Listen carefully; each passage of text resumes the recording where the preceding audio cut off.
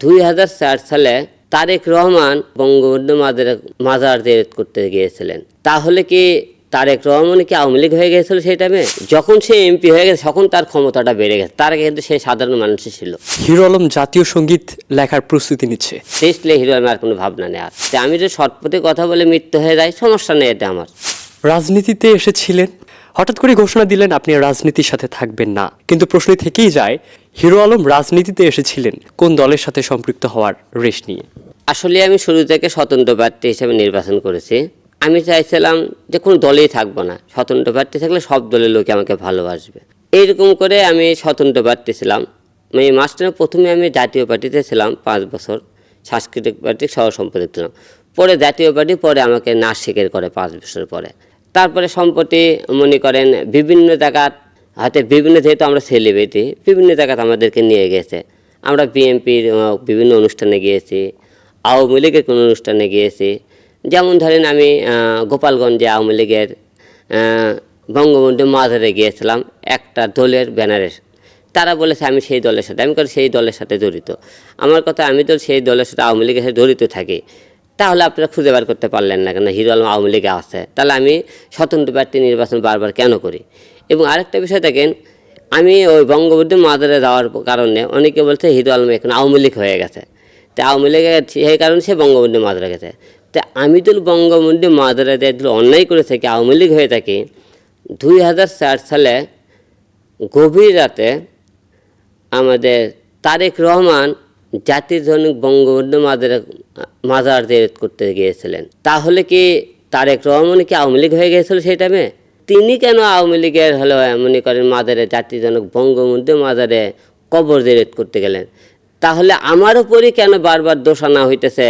Hero Alam Awami League হয়ে গেছে, আওয়ামী লীগের মাজারে গিয়েছে। হিরো আলম অন্যের প্রতিবাদ করলে মানুষ কয় হলে আওয়ামী লীগ হয়ে গেছে, বিএনপির লোকেরা বলে। এখন বিএনপির লোক আমার উপর অন্যায় অত্যাচার করছে, আমি কথা বলেছি।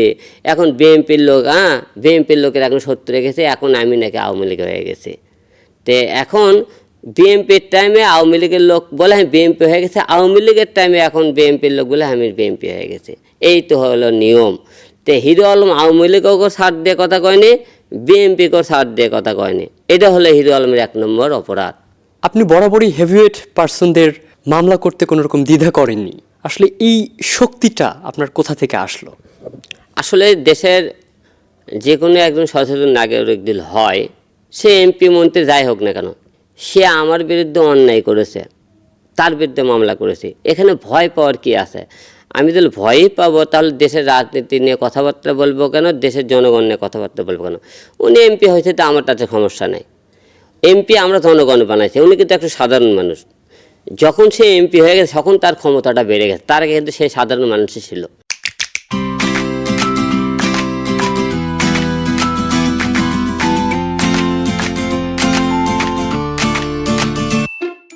আমি চেষ্টা করছি অল টাইম অন্যায়ের প্রতিবাদ করা। তারা অন্যায় করেছে, তাদের প্রতিবাদ করার চেষ্টা করেছি। তাতে জোর মিলে তো মানুষের মৃত্যু হবে, এটা অস্বাভাবিক কিছু নয়। আমারও একদিন মৃত্যু হবে, তো আমি যদি শর্টপথে কথা বলে মৃত্যু হয়ে যায়, সমস্যা নেই, এটা আমার। হিরো আলম যে কোনো গান বিনোদনের জন্য করে, কোনো হিরো আলম ভবিষ্যতে কোনো এমপি মন্ত্রী নিয়ে গান বলবে না, কোনো মন্ত্রীর দিকে মামলাও করবে না, দেশ কোন দিকে চলে গেলে এটা নিয়েও কথা বলবে না। হিরো আলম এখন থেকে যে কোনো হিরো আলম বিনোদন নিয়ে শুরু থাকবে, এর বাইরে কোনো কথা বলবে না, গানও করবে না এর বিরুদ্ধে। কোনো দেশ নিয়ে হয়তো অনেক টাইমে গানে গানে করার চেষ্টা করেছে। তারপরে অনেক টাইমে দেখছেন হয়তো আমরা তাদের প্রতিবাদ নিয়ে কথাবার্তা বলতেছে, হয়তো কোনো এমপি মন্ত্রী নিয়ে কথাবার্তা বলে গানে গানে করছে, এসব আর বলবে না, কারণ দেশ নিয়ে হিরো আলমের আর কোনো ভাবনা নেই। আর আপনার বিপদের সময় সবচেয়ে বেশি কাকে পেয়েছিলেন? আমার বিপদের টাইমে আমি সবচেয়ে বেশি কাকে পেয়েছি? একমাত্র উপর আল্লাহ, আমার মায়ের দোয়াটা। এছাড়া দ্বিতীয় কোনো লোক আমার সামনে ছিল না।